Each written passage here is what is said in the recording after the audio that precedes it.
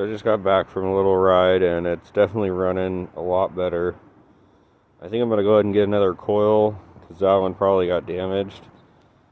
But it was a huge improvement. Surprised that it even ran at all.